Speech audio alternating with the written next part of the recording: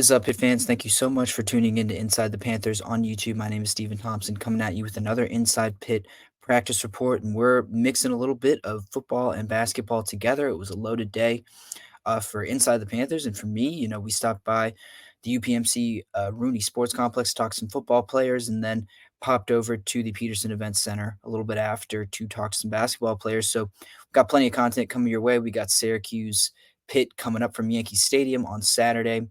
And we've got Pitt Binghamton at the Peterson Events Center. Panthers looking to go 2-0 on the young season on Friday. So plenty of stuff to go over this weekend and to talk about, and plenty happening in the world of Pitt sports. So let's get right into it. And first thing I want to talk about is something that we've talked about a lot, but it's opportunities for young guys moving forward on the football team through the end of this season, and just who's going to step up and who do they need to step up. I'm thinking about a few positions in particular, and some where there are obviously guys who are going to step up who, even if they don't maybe get a ton of time this year, but you can pencil them in as maybe starters or rotation guys next year, guys that the Panthers will need to step up if they want to be good, just to fill some holes that are being left behind by definitely older guys who are leaving and departing. I'm looking at three positions in particular. I'll start with wide receiver.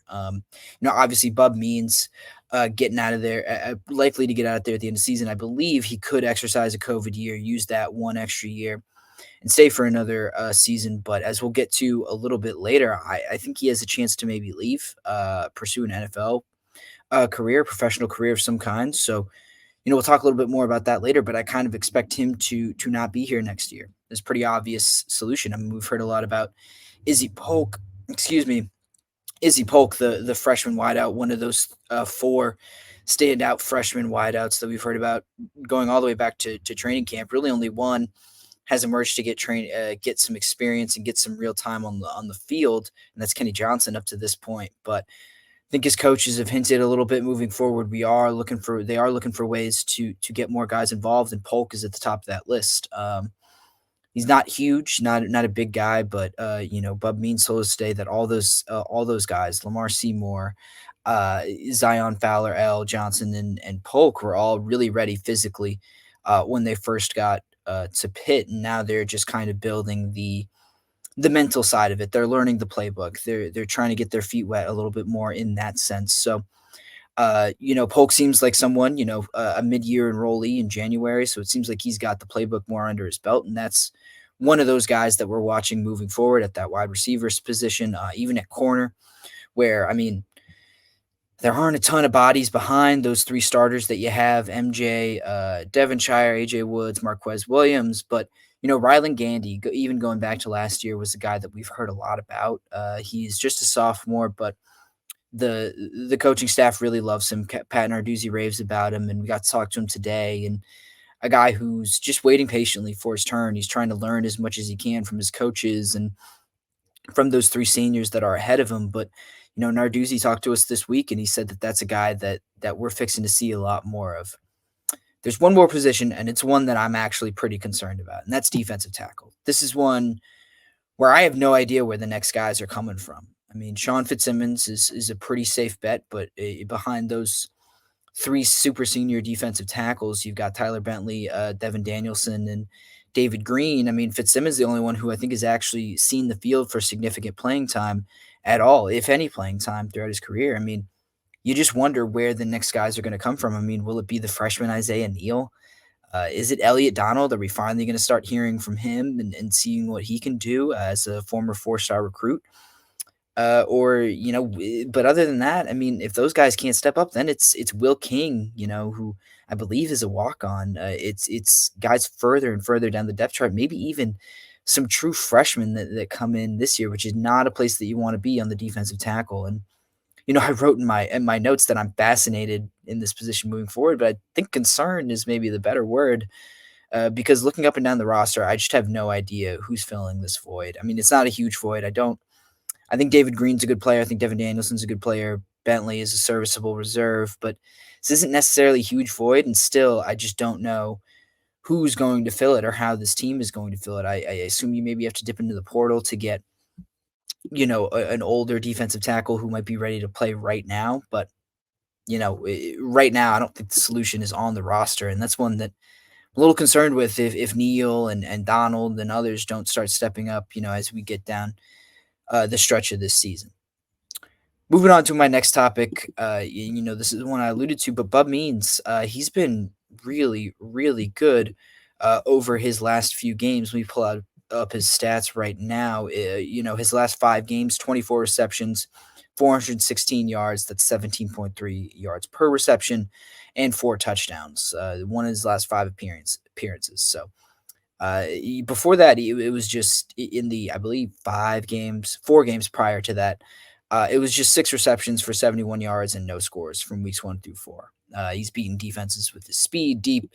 He's beaten them by being a sharper route runner. He's won contested catches. I think he's been really, really good. And talking to Coach Taekwon Underwood, a guy who's played in the NFL before, he said, "Yeah, Bub's got NFL potential. He's got those measurables, but they do need to see more consistency from him." And so that's something Bub can work on, over the end of the season. But I mean, coaches have also been really complimentary of his special teams abilities. And like I said, the receiver skills are still coming in, and they've really taken a step forward, especially ever since Christian Bayer has been inserted as the starting quarterback. Like I said, there are improvements to make, but this guy is a freak athlete who's really rounding into his place as a wide receiver, into his new position. Because remember, his clock is different.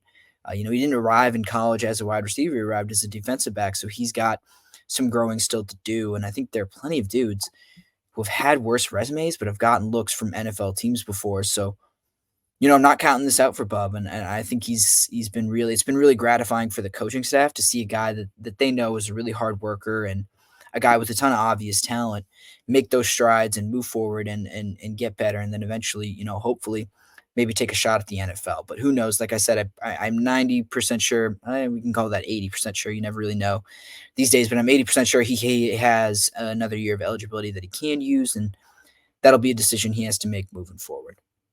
All right. And to wrap up this episode, I got one more thing to talk about. We'll touch on some basketball. And I want to talk about Jorge Diaz Graham because I think he went really underrated from that scrimmage, or excuse me, not the scrimmage, from the season opener against North Carolina A&T on Monday night.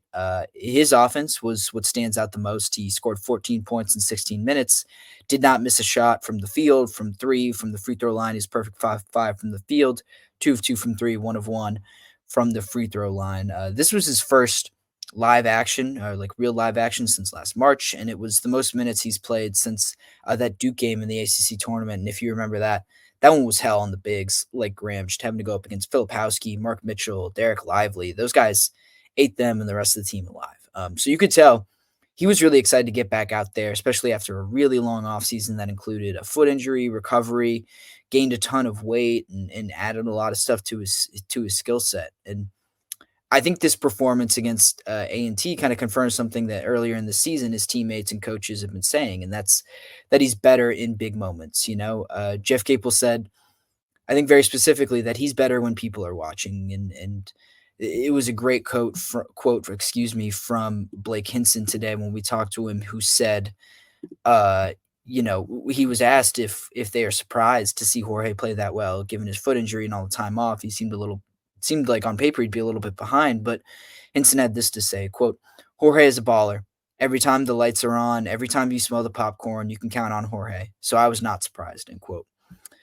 It's just funny to watch him play like this. I mean, and it's something that I think you can't really tell about a person just talking to them, when they're at a podium. I mean, I didn't know this about Jorge. I mean, I you thought he played well down the stretch of the season, but it's not something we really got a chance to see because, like I said, his minutes had been sparing during the first, few during his first year. Yeah, his first year at the in Pittsburgh. I thought his brother was going to be the better long term prospect, but I've rethought that a little bit. I think that Pitt just needed different things at different times. Guillermo was playing a lot more last year just because, foul trouble made it easier for them to need a sub at the bigs, and Jorge's a little bit more of a wing. And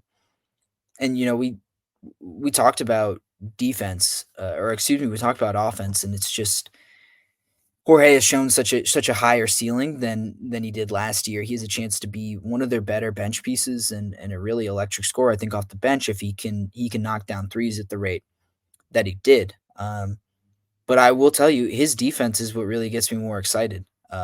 He can be a weapon on the outside and the inside. Like I said, his brother is more of a big. Jorge is a little bit more of a wing, and he is just so dangerous with uh, the kind of um, the kind of mobility and the length that he has. I mean, that foot injury doesn't look like it's bothering him at all. Looks like he's definitely fully recovered from it. And he showed it in the way that he was able to move his feet on the perimeter and switch onto guards.